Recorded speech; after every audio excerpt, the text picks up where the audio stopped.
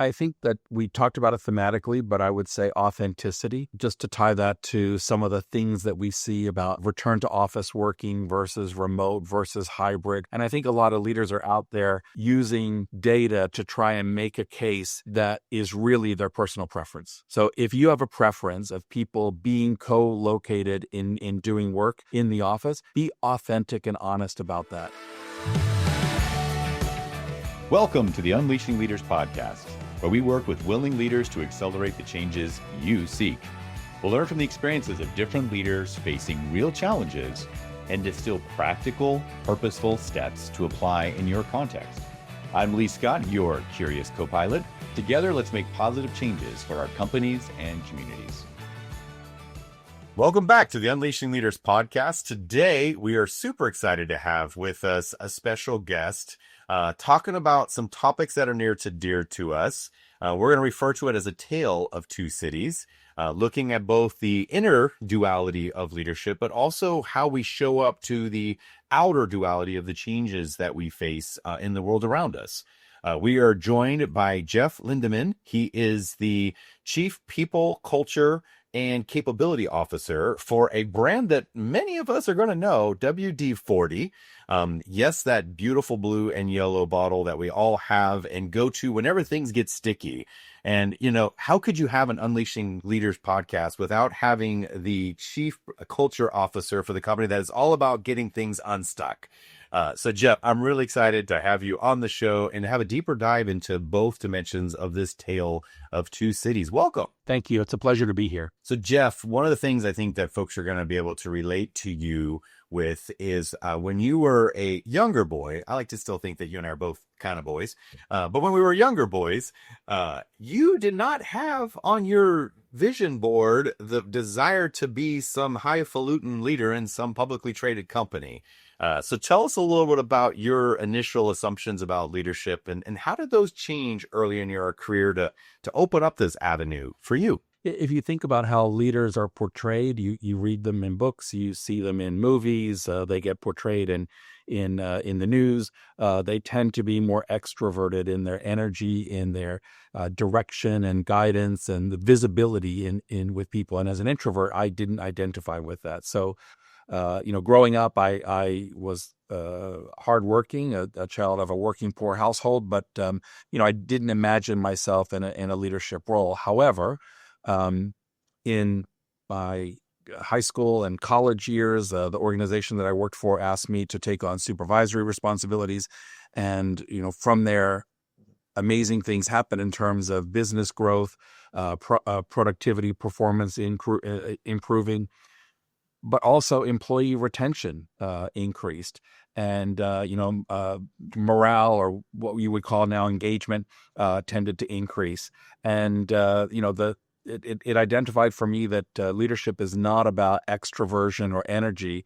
It's about showing up as the trusted individual that people want to respect and follow. That's really powerful. Yes. I mean, leadership isn't making it all about you, which is one thing we're going to talk about, right? And so you came into it with a presupposition that, well, if I don't have to make it all about me, then that really liberates me to show up as the kind of leader people are going to need. Now, Jeff, you made it sound easy though. Like somebody came along and said, "Hey, I think you'd be great at supervision." And you said, "Sure." I got the sense that maybe it might have took a little more convincing to get that first step for you. Could you tell us a little bit about that part of your journey? No, thank you. In the retail industry, which is where I was working, nights and weekends during high school and college years, there's a whole lot of turnover that happens, and sometimes you get promoted because you're the last one standing. You stayed. So I can't tell you that I had a good work ethic, right? So that was recognized, and you're the last one standing, and they needed someone to do supervisory work. And it turned out that as long as I treated people professionally, they would act as professionals. If I respected them, they would respect me. In retail, you have crazy things happen. In high school, like you have a prom scheduled. If somebody would ask me for a day off, I would try and help them get the day off. Not meaning that we didn't have coverage, but maybe switching schedules with someone else, whereas many other retail leaders would say no, right? So what I discovered early on is that when invited to be a leader and certainly given that opportunity, and you made reference to it, I discovered that it's not really about me, and yet it is all about me. How do people experience me? Hmm. Absolutely. And I think that's interesting little tidbit you mentioned. Yeah, you're in a retail environment, you're working with high school students, and for you to be shocked by the fact that they have certain things happening that are completely age and necessary appropriate, and you're creating friction with that.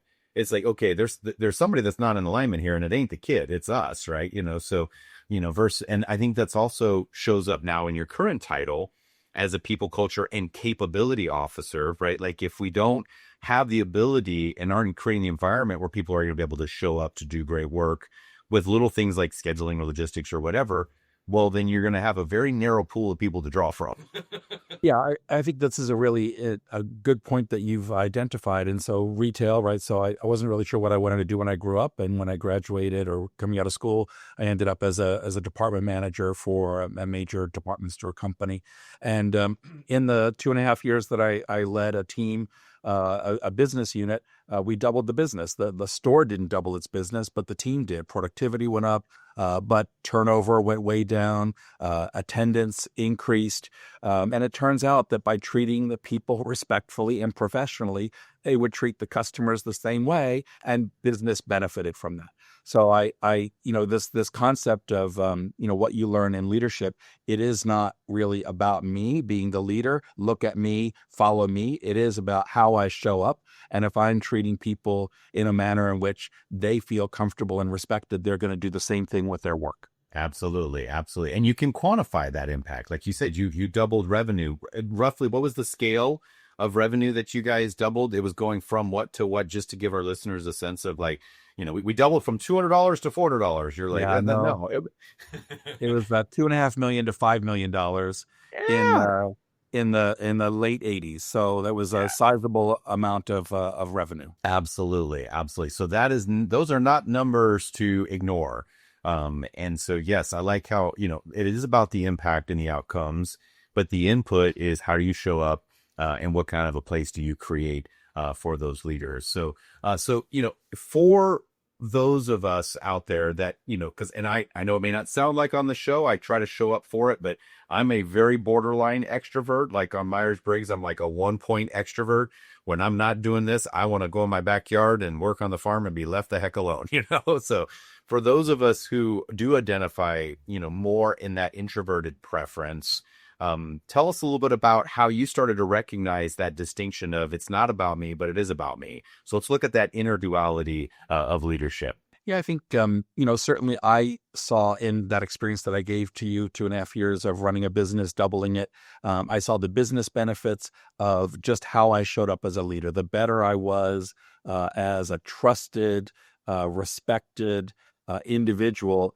If I'm here to help you, you're going to help me. If you're asking for a day off because you need to play a game with your football or basketball team, and your regular schedule conflicts with a game, and I'm helping you get that time off, when I ask you to stay late, or when I ask you to come in on a night that you're, that reciprocity, that everybody wants a couple of things. They want to be respected and to know that they matter to the business, and they also want to know that their work mattered.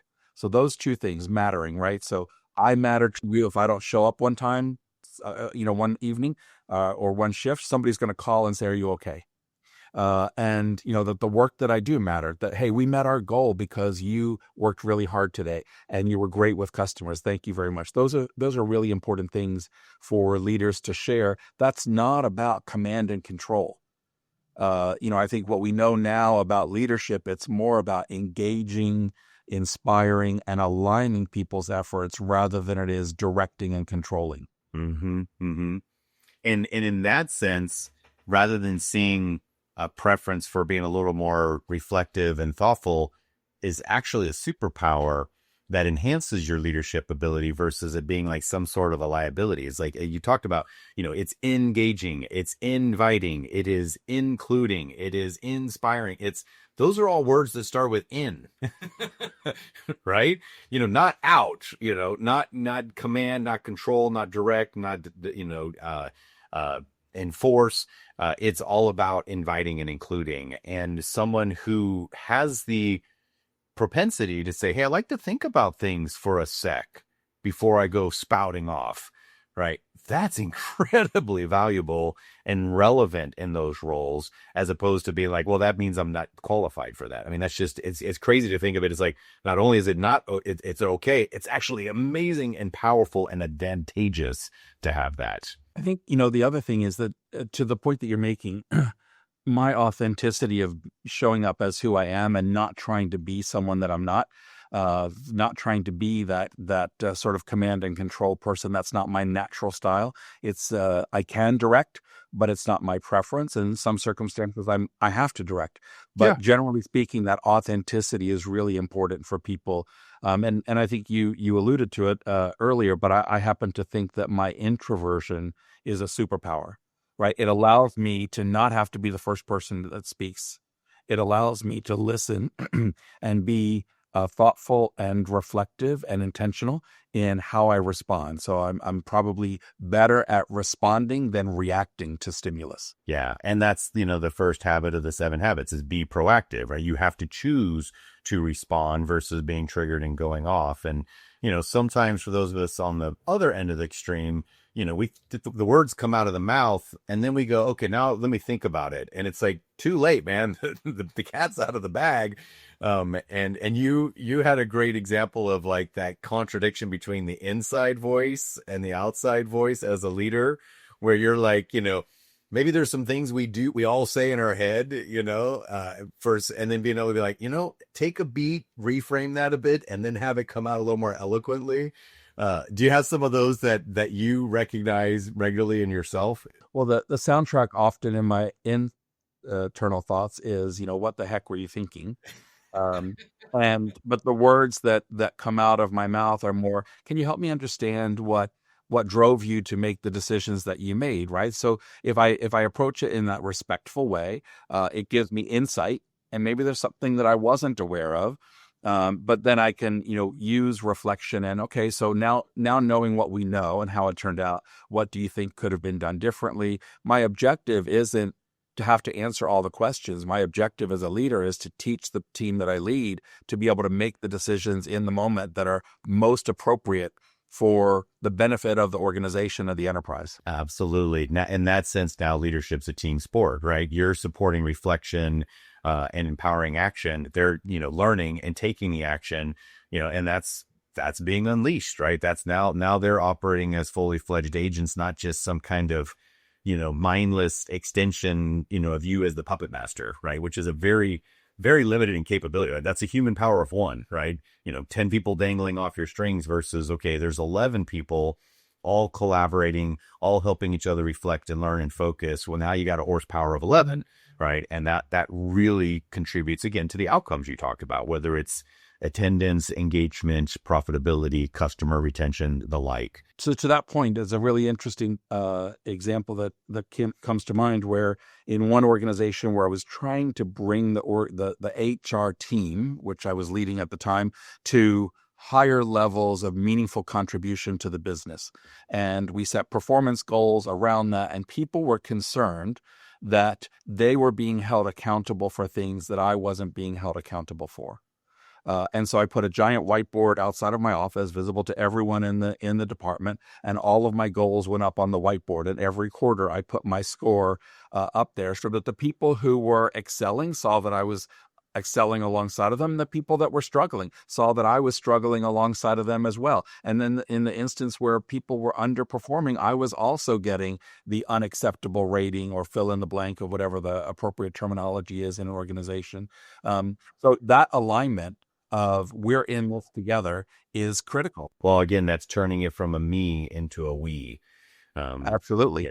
And again, there's got to be a degree of humility to do that, and a willingness to be vulnerable and say, yeah, why is the assumption that if I'm the leader, somehow I have all my act together, and if you're the follower, somehow you don't have a clue?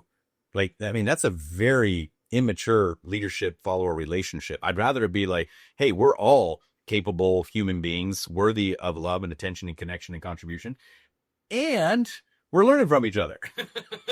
We're back to it's not about me, except it's all about me, and how do I show up in this organizational dynamic? Yeah. Well, let's zoom in on a little bit of that specific dynamic. You kind of use the terms filtering and self-regulation. So when you're trying to be reflective, I mean, I think sometimes superficially we just think, well, that's just, not saying it out loud. But I think there's a discipline to being reflective and, asking certain questions of yourself to be able to be aware of what's happening and then make conscious choices about how you regulate what you're doing. Can you give us some examples of kind of the discipline structure or the natural skills that you have in that area for somebody trying to be more reflective and thoughtful? Can just be like, well, I can just be quieter, but then it's just noise in my head, right? Like, how do I guide that thoughtful reflection? Could you elaborate on that a bit, Jeff? Sure. I would say that in that instance where I shared the soundtrack in my head of, what the heck were you thinking? Before you start to speak, it becomes a question of who do I need to be in this moment? If the objective is the benefit of the business, the organizational outcome, the result that we're trying to achieve, how do I need to show up as a leader in this moment in order for us to get past this setback, this roadblock, this obstacle, this speed bump, whatever the case might be? And that question of who do I need to be is not a question of, what do I want to say, which might be, berating the person. It becomes a question of what leadership is necessary in this moment in order to bring the right outcome to the business and then to sustain that over time. If I can share just an example of this is brilliant. And you go, keep going, buddy. There was an instance where a member of my team who I had a great relationship with was not getting what they wanted. And I was asking them to give me what everybody else had given me as a business case for why they were asking me to budget for something that was really important to them in their growth and development. And it was uncharacteristic of our relationship. And, the person ended up on a Friday afternoon in tears and left early. And I was frustrated because I was not showing up as anything other than what I show up for every other person that reports to me, make a business case, show me that.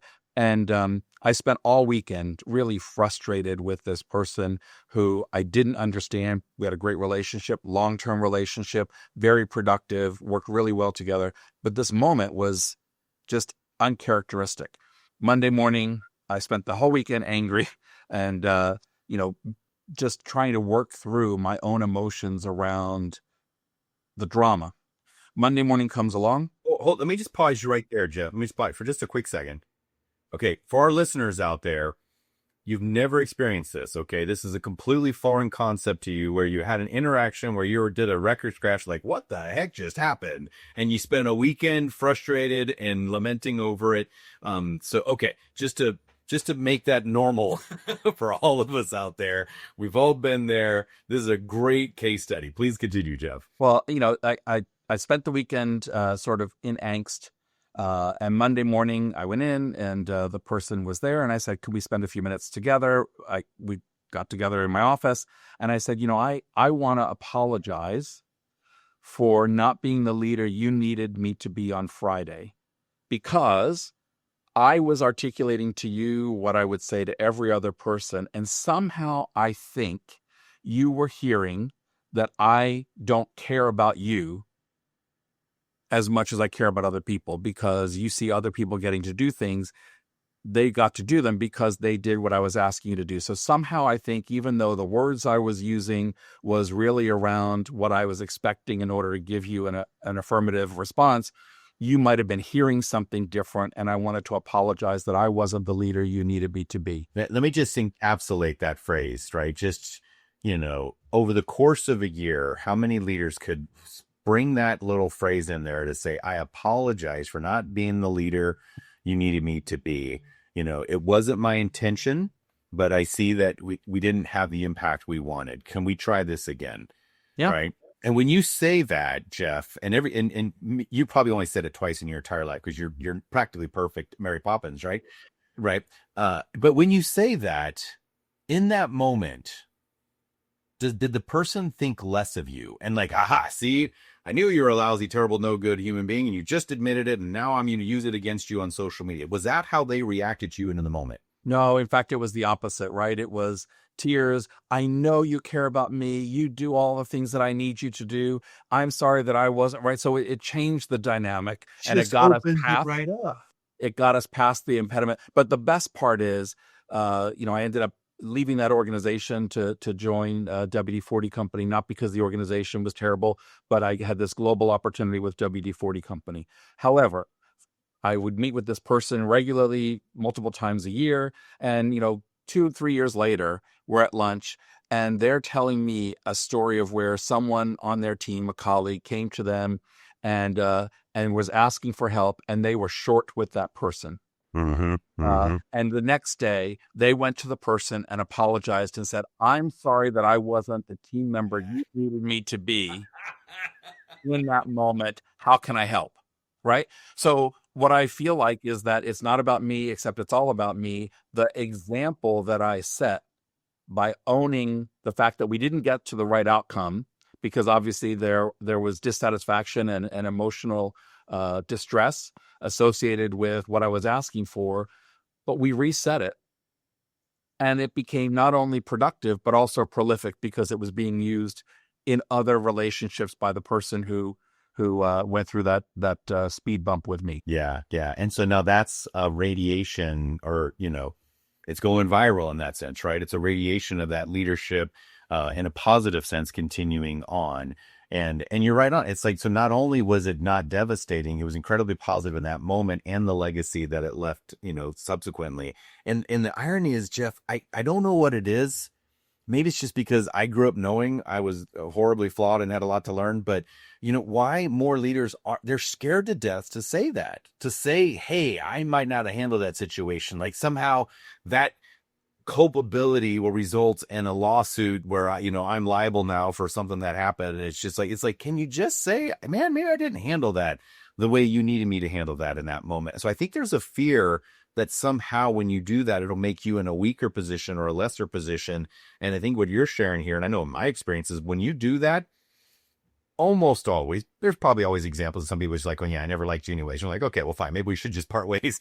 But I think almost always people are going to open up and reciprocate again and be like, "Hey, you know what? You're right. That did hurt. Yeah, you're right. That wasn't comfortable. And I know it wasn't intentional. And I want to work forward with you." I think if we can get over that fear of leaders of, giving ourselves the grace that we don't always have to be perfect, and to be vulnerable in the way that you just said, man, I think that just is a fantastic place to, again, have it not be about you, right? But to have it be about you being willing to open up to it. I would say that those kinds of moments that matter, that authenticity and being authentic in those moments that matter, are really what's going to drive people's willingness to show up for you, right? And to also accept and own, hey, you know what? I missed my goal, and I'm willing to accept that, but I'm learning from it and I'm going to be better. That is great. That is great. Well, I really like that practical tip that, okay, you're going into a meeting, you're anticipating some crucial conversation, or maybe you're in it and things are just going sideways and you got caught completely by surprise.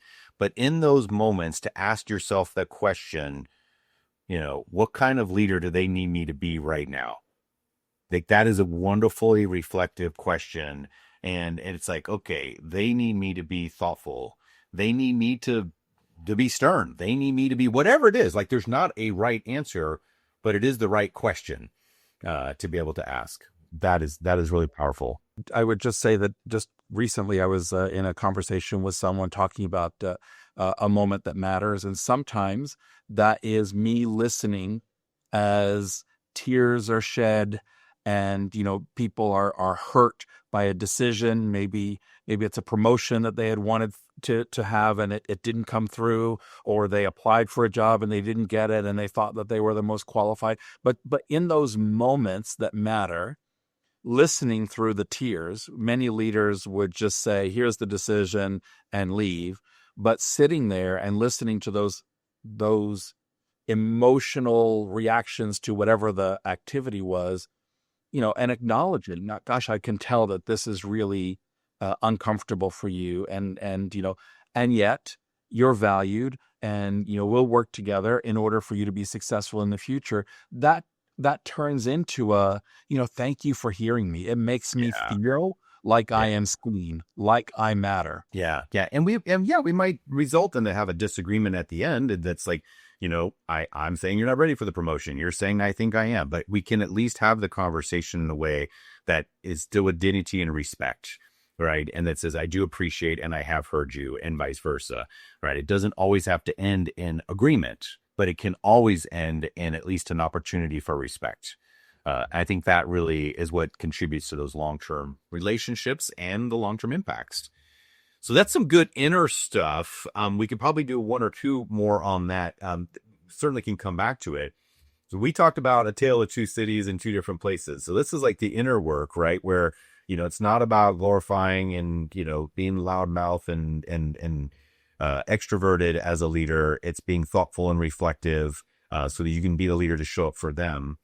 Now let's look externally, and I'm sure every leader in every era has said this, but, we're in challenging times. There's lots of dynamics that are unfolding, and the pace of those unfoldings can be really, really disconcerting.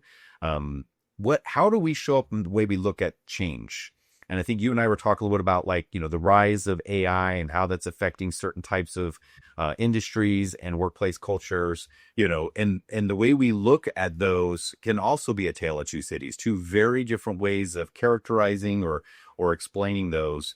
Why don't you give us a little bit about how you're seeing this example of AI, for example, and then how do we parse apart the two different perspectives? I think you're spot on, and certainly AI is this soon to be, if not already, disruptive technology that's coming out, and there are people who are afraid about their jobs and job security, and I understand that.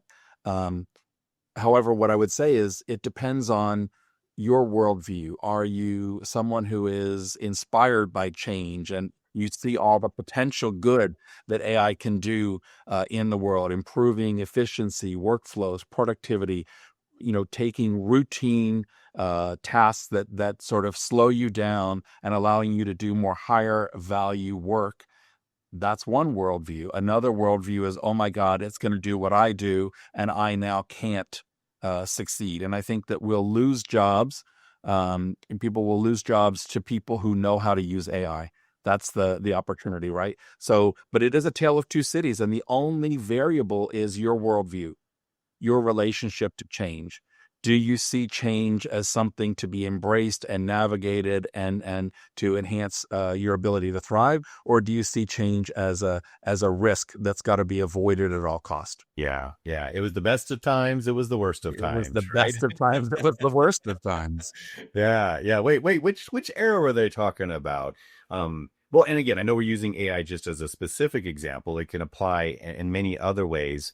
One of the factors in this is with any change. I forget where I heard this. It was either an X Prize event or maybe it was a Tony Robbins conference, but somebody along the line said, even in the most disruptive, crazy times, really the only thing that's up is maybe 10% of everything that's going on, right? Like 90% is still more or less the same, and so I think we often think of, like, even the most disruptive changes means everything changes. Like, no, you know what? I'm still going to go to bed and I'm going to get up in the morning. I'm still going to put my clothes on one leg at a time. I'm still going to be, in a relationship with this person or with that person. I'm still going to be, I'm going to be 1 year older this year than I was last year. Like there's so much that is actually not changing, even in really disruptive times. So I think one part of it is just realize that while that might be a very big change, never is a change everything, right? It's usually only a small part of the overall. We just make it look like it's the only thing because everything else is so normal to us and we just kind of take it for granted. But I think having that perspective alone gives you a little bit of distance from the change, so it's not right up in your face and so scary. What are your thoughts on how, whether you look at it as good or bad, at least the percentage of the change that's happening, how do you think that influences the way people react to it? I think right now, as it relates to AI, just sticking with that as the theme, the hype is higher than actually the traction in general terms. There are some areas where organizations have invested heavily in either building or deploying AI that they've purchased for specific purposes. Yeah. but we've been using AI for years in the form of chatbots, right? So Chatbots, yeah. with apps Search you've engines. been chatting, and those are often driven. Call centers are using them. So I think we're sort of seeing this evolution. But here's one that sort of um, sets us up for the next phase of it. So, and it's happening now. A colleague of mine's husband is an attorney, and they did a legal brief for a client, and the client ran the legal brief through an AI and invited the AI to give it a grade Mm-hmm. and to identify anything that might have been missing from the brief. Mm-hmm. The client is validating that they're getting value for money from their law firm, right? The lawyer was actually happy because they got a good grade, so that there must have been an A. Validate. Yeah, yeah. And there was some stuff that was cited by the AI that was missing that could have been included in the legal brief, but it wouldn't have changed the recommendation or the facts that were presented back. But it's that kind of work where AI, there was nothing that stopped the lawyer from using AI to evaluate their own work. Make his own work. Yeah, exactly. So it depends on how you look at it, right? If you were a lawyer that didn't give your client everything that they deserved, you maybe are looking at this as a problem. But if you're a lawyer who does want to deliver for your client, then maybe there's some work that you can do, not necessarily to replace attorneys.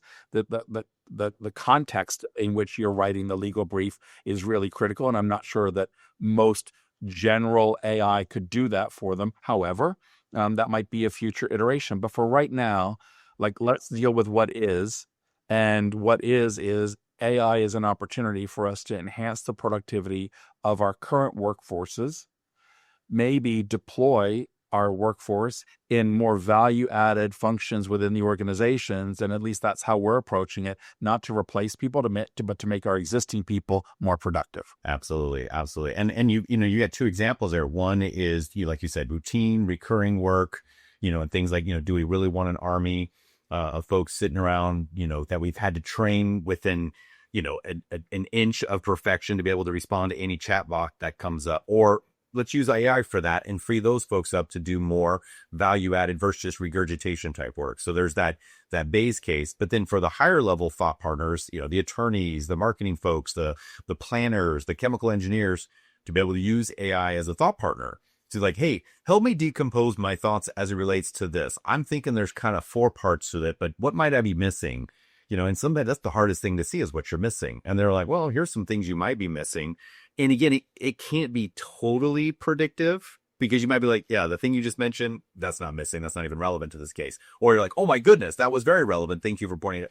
Right. So I think using it as a thought partner in that regard, in many respects, helps us get that introverted conversation a little bit out of our heads to allow us to be able to have some iterations and feedback and some discussion with it in a safe way. Right. Versus in a public meeting with our peers or with the client, and where we're revealing, oh, wow, I really messed that thinking up, But that goes, all of those examples will go to the side that, AI is a net positive, beneficial impact. There's still those who are like, but wait a second, I've been a call center person my whole life, right? Like, this is very terrible for me. And this is going to displace my ability to do routine tasks and force me to level up. And that's just not what I've ever done before. So it still looks scary. So what's underlying that framing? Hey, this has risk, but it's a net positive. Hey, this might have some positives, but this is scary as heck, and we shouldn't be doing it. What's going on between those two populations from your perspective, Jeff? I think, from a leadership perspective, we need to understand how people view change, right? We need to understand their natural affinity. Some people are going to love it. Some people are going to hate it. One of the metaphors that we use to talk about people's relationship to change is, change for the longest time was seen as the equivalent of riding a wave. Your job was to pick the right wave, use all your skills to ride it into shore, and you were done. Yeah. Change was sort of discrete. Event, punctuated type change. Yep. The world that we're living in today is constant disruption. In ways that you can't even imagine. In 2020, I didn't have global pandemic on my bingo card, and I don't know that many people in the world would have, but it happened, right? So the way in which change exists today, in keeping with the metaphor, one was riding a wave, the other is whitewater rafting. and it is always on, it is disruptive, and it requires different skills, a different relationship to the dynamic. And so for us as leaders, it's understanding how people are seeing things, helping them see it in the most appropriate way. There are jobs that will be disrupted by AI or any other technology, automation, etc. So our job is to help people prepare for that.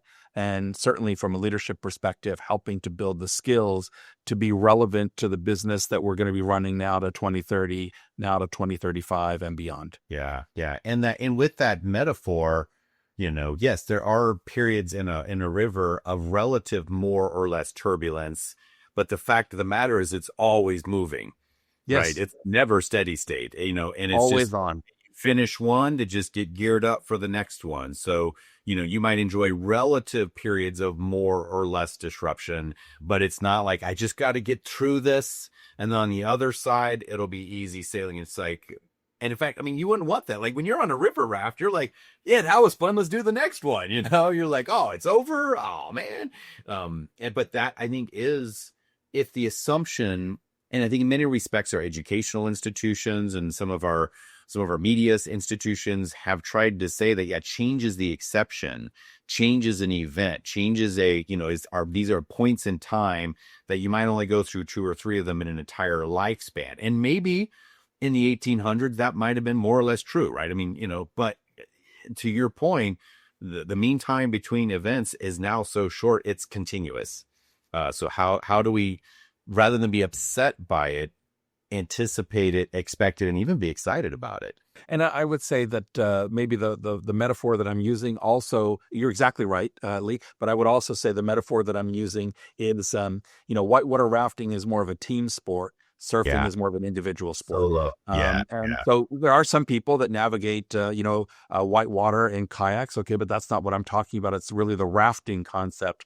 It's a team sport, and we all have to use our skills to navigate this disruption as optimally as possible. Yeah. And there will be times where you're the one that gets bounced from the raft, right? And that's not the end of the journey. That just means, hey, we're a team. We get you back in the boat, right? And then, we're gear up for the next one. And, that's one of the reasons I'm sure you're a fan of many leadership models out there, but with the good to great model, which I think the foundational research and the points are really, really powerful. But one of the metaphors was getting all the right people on the bus. Do you remember that one, Jeff? And I always struggle with that metaphor. In fact, one of my colleagues really had a great example for that. He's like, bus, there's only one driver on a bus, and the rest of the passengers are usually kids pinging off the walls. It's like not exactly the metaphor I had in mind. And he pointed to like, yeah, it's more like, being in a really large raft or a canoe where, pretty much almost everybody's got a paddle, everybody's helping, everybody's steering, everybody's putting in the power, and we're working together. I think that's a more salient metaphor for the types of environments that we're navigating right now. So I don't know, that I've always used get in the boat, not get on the bus. No, I think your metaphor is spot on, because it also then requires you as the leader to understand people's skill sets and to put people in the right place on the raft or on the boat, so that we can leverage their talents to the benefit of the collective good, right? So it is really about being intentional in deploying our resources in ways that are going to give us the most ROI. Can I quantify that for you? Yes, I was just going to say, yeah, you have an example you could share with that. Yep. So just in thinking about this, most organizations today, if they have a labor cost, they look at that as an expense in their financials. And I think that most organizations are missing the opportunity. They're looking at that as an expense to be controlled. And maybe if I have an all-in labor cost of 100 million, how do I get 100 million of labor and only spend 99.5 million? And that's tweaking the benefits plan or whatever that thing is that you're trying to do to control that cost. Whereas the real organizations who are investing in their people, their talent as a resource, are looking at it and saying that if I'm all in at 100 million in labor cost, most organizations are only getting 23 million Out in of it. productivity Yeah. assured. Yes. 77 million is at risk, variable. Off, anemic. 23% Yeah. 23% global employee engagement in 2024, according to Gallup's research. So 23% of 100 million, 23 million, you're guaranteed that you're getting a reasonable return on that investment. 77 million of your 100 million spend is variable, likely at risk. Yeah. Yeah. Instead of focusing on how do I save a half a million, you should be focusing on how do I get How 100 do I get, million how do I value, get 100 million? maybe even 110 million in value, because people are staying late. Their minds are still at work while they're driving home on their commute home on the bus or the train, right? How do I get 100 million in value for my 100 million spend? And that is not how most organizations look at their people. No, no. And that's, again, you're looking at the capability model as well, right? It's like, I use a metaphor. If you've got, an apartment complex with 100 units in it, but you're only releasing 23 of them, you think that apartment complex is going to stay in business for very long? You're like, nope. And it's like, okay, well, that's what our workforces out there look like. It's the same ratio you're talking about here.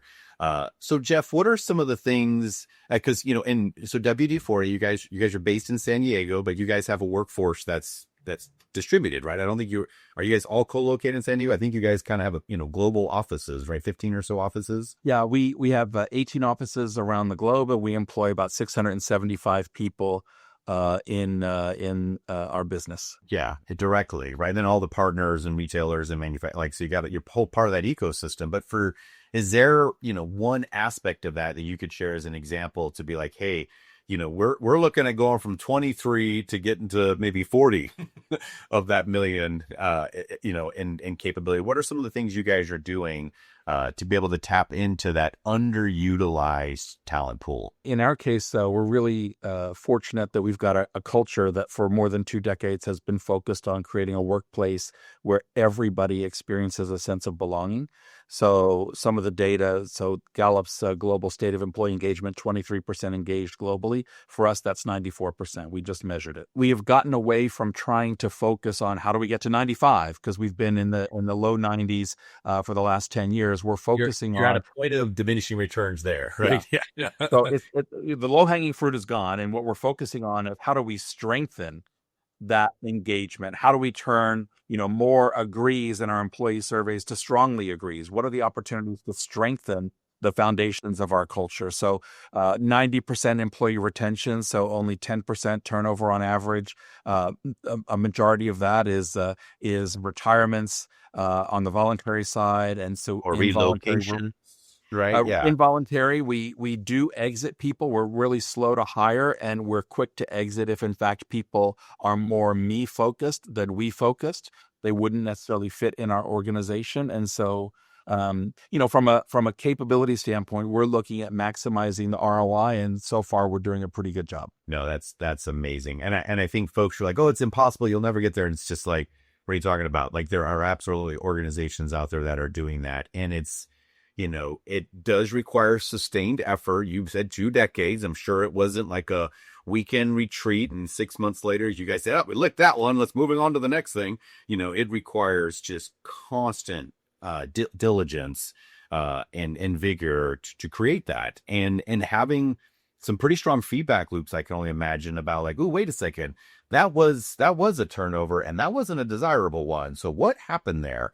And it was like, here's where we missed. Well, let's feedback, like you said, to be able to strengthen the agrees to the strongly agrees.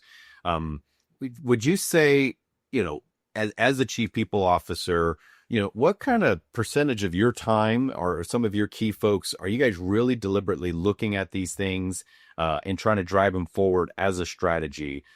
Is this like, something you guys look at once a quarter and it's maybe a PowerPoint slide? I'm assuming not.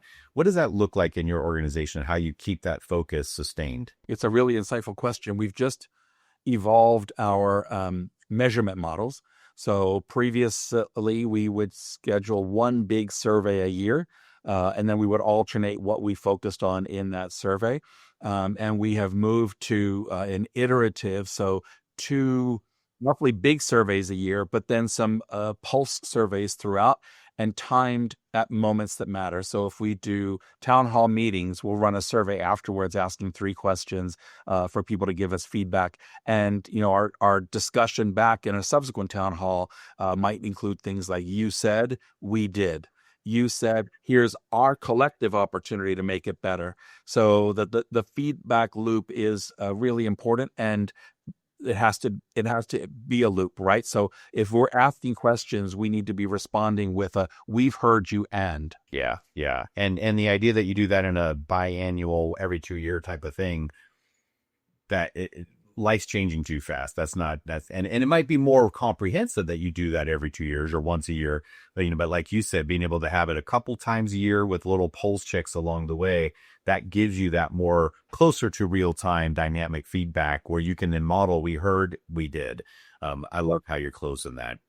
Jeff, is there another perspective you were hoping to share today on the show that I just haven't asked a good enough question to get it out of you yet? I feel like you started with insightful questions, and then you've just continued with them throughout. So at the moment, I'm probably feeling depleted. There's nothing left I have to give. Okay, we squeezed the turnip as much as we can, and we're like, okay, nothing more to get out of it.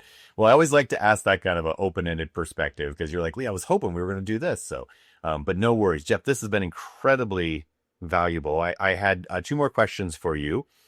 One is one I like to ask all of my guests, and this idea came from a prior guest. So I'm like, hey, they said I do. And that is this: of all the different components that go into being an unleashed leaders, what's one aspect for you that you'd want folks to take away from this conversation that would contribute to being a more unleashed leader? I think that we talked about it thematically, but I would say authenticity. So just to tie that to some of the things that we see about return to office working versus remote versus hybrid. And I think a lot of leaders are out there using data to try and make a case that is really their personal preference. So if you have a preference of people being co-located in doing work in the office, be authentic and honest about that. This is my preference.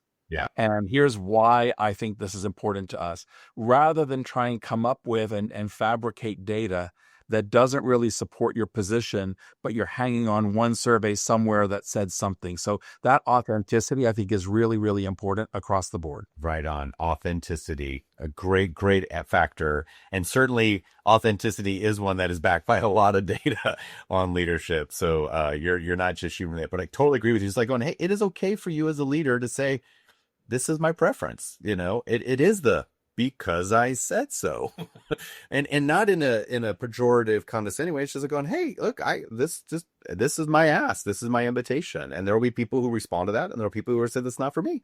And belonging, like you were talking about earlier in your organization, that doesn't mean you hire everybody that walks by on the street. Like, you're very intentional about, like, hey, these are people who do belong, and we want to be protective and stewards of what we belong to. So I think that does require some discernment and some statement of, these are preferences and these are not preferences. So very, very empowering. Jeff, where are some places that folks who resonated with you today and are like, wow, he's a pretty cool dude, how do I stay connected with him? You're like, well, I happen to have a book and I'm on a speaking tour and I have a bus with my picture on it. Like, where can folks stay connected with this intelligent, introverted guy like you? You're very kind. I'm trying to raise my visibility on LinkedIn, so that's the one that I would point to. I'm not as consistent at posting as I would like to be, and I'm working on that. But I think that's the place where you most often would be able to easily connect with me and or at least follow some of the stories that I'm sharing and my colleagues are sharing. Okay, wonderful. We'd be happy to do that. And then, hopefully this podcast gets you a little bit more of that visibility with an authentic, humble leader like you who really is able to adapt as situations change. So, Jeff, thank you so much for being on our show today, sharing very generously of your time. And also thank you and your company and your fellow employees for helping this world run just a little bit more smoothly, and being a product that we can all rely on when the going gets tough. So some great advice here today that helps us when the going gets tough for us as leaders too. This has been fun. Thank you for the opportunity. Thank you for joining us today on the Unleashing Leaders podcast. Subscribe so you don't miss a moment that could be the key to your next breakthrough. Let's stay connected and contribute together by grabbing that @Unleashing Leaders handle on LinkedIn, YouTube, or your favorite network. This is Lee Scott. Keep learning, loving, and leading. Our future and our communities are counting on us.